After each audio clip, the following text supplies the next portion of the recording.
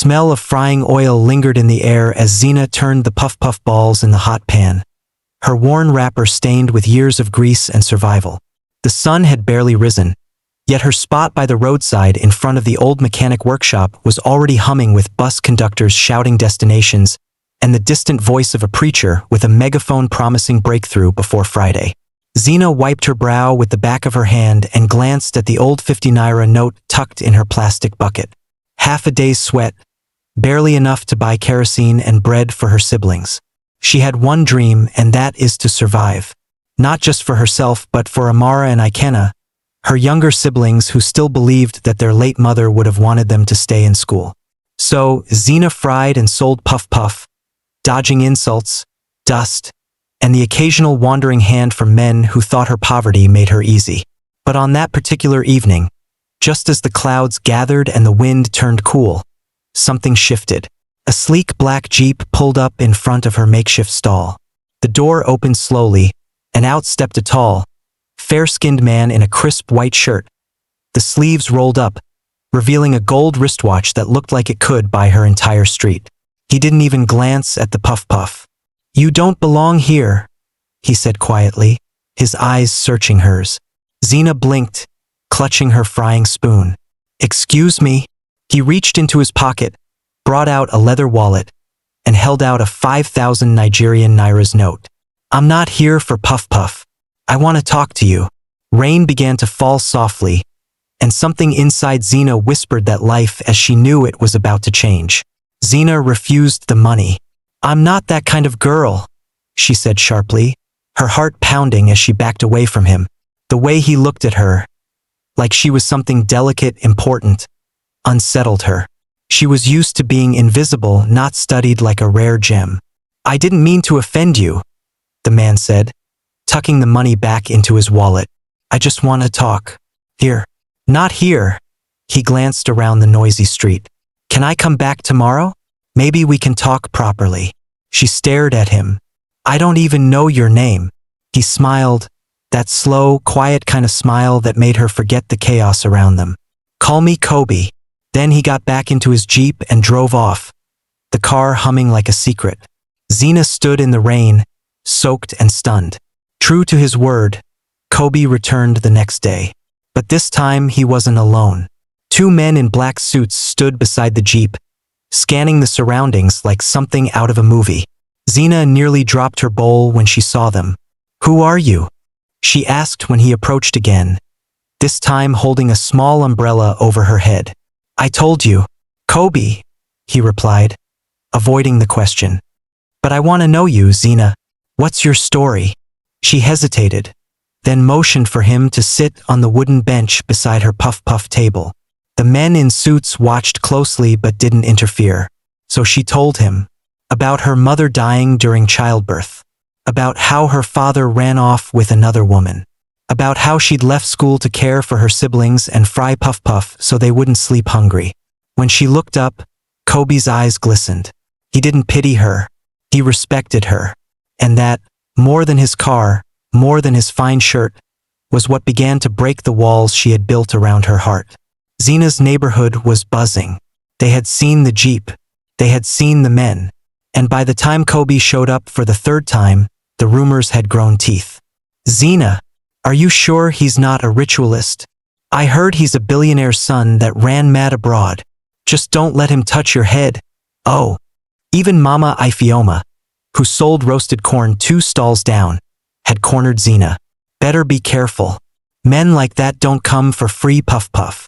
But Zina had started to notice something different about herself. She smiled more. She laughed again. For the first time in years, she felt like a woman, not just a caretaker or a roadside vendor. And it wasn't because of Kobe's money or mystery. It was because he listened. Kobe never once made her feel small. He asked about Amara's schoolwork, about Ikena's cough. He even offered to help, but Zina refused, not out of pride, but fear. She didn't want to owe him, or worse, need him. One night, as she closed her stall, she heard footsteps behind her. She turned, expecting Kobe.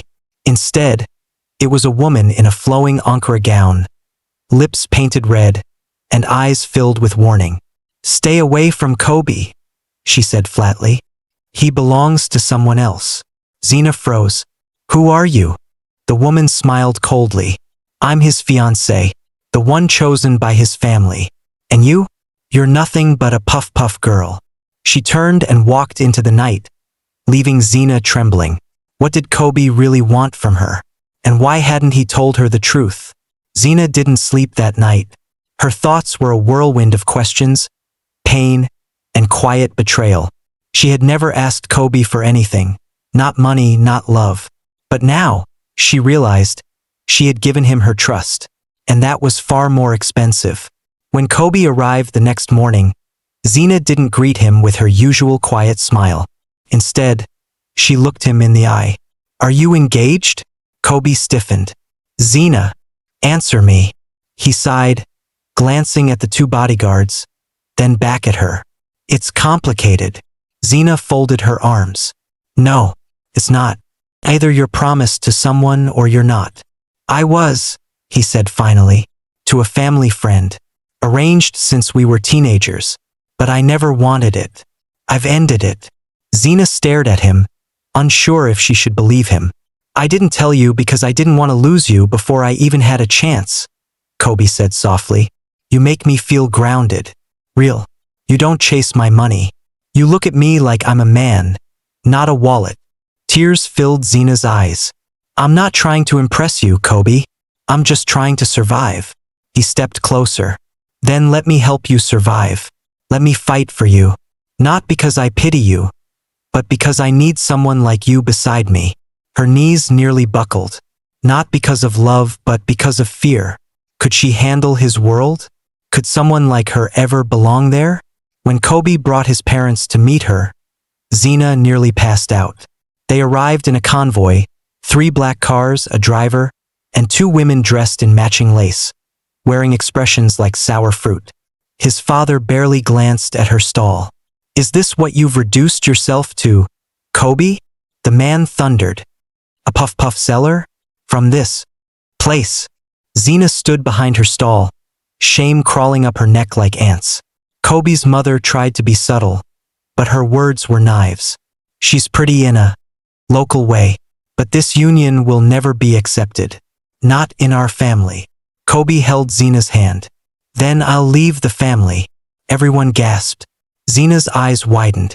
What are you saying? I've built my own company.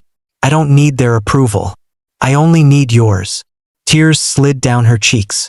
Don't throw away everything because of me. I'm not, he said firmly. I'm choosing peace. And you are my peace. But peace wasn't easy. Whispers followed her everywhere. People accused her of using jazz spell. Others called her a gold digger. Zina almost gave up, almost disappeared. But then Amara brought home her school report, straight A's. Ikenna stopped coughing after they moved into a better apartment. And slowly Zina began to stand taller. Not because of Kobe, but because of herself. The engagement nobody saw coming. The invitation card was gold and cream, thick like cardboard and embossed with calligraphy. The engagement ceremony of Kobe Obinna and Zina Ifani. People screamed. She finally used the jazz. I thought he dumped her? He built her a shop? Ah, Godwin. But Zina ignored the noise. She focused on her dress, a soft purple lace sewn by a local tailor. She wore her late mother's earrings. Her hair was braided in thick cornrows, each one a statement of where she came from. Kobe wore a gbada, simple and elegant. The ceremony was held in Zina's compound, not a fancy hall. She insisted. I'm not ashamed of where I come from, she told him. And when they exchanged rings, his father looked at her. Really looked, for the first time. She's not what I expected, he said quietly. But I see why you chose her. Kobe smiled. Took you long enough. That night, Zina stood by the window of their new home, staring at the moon, from puff-puff to palace. But more importantly, from broken to whole.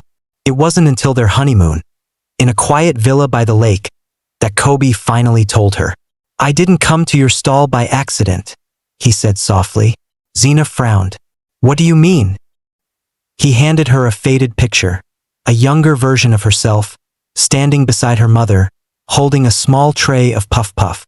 I saw this photo in my mother's old things. She took it years ago during an outreach. She always said there was something divine about the girl in it. That girl was you. Zina stared at the photo, stunned.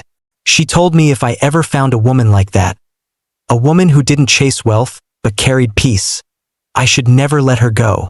Zina looked up, tears glistening. So all this time, I knew, he whispered. I just needed you to know who you are too. And in that moment, Zina finally understood. She wasn't lucky. She was seen, chosen, destined.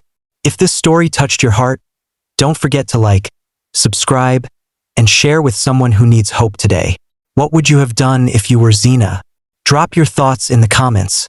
We're reading every single one. Turn on notifications so you never miss another powerful African folktale. Every week, we bring you stories that heal, inspire, and reveal. Thanks for watching. And remember, your story isn't over yet.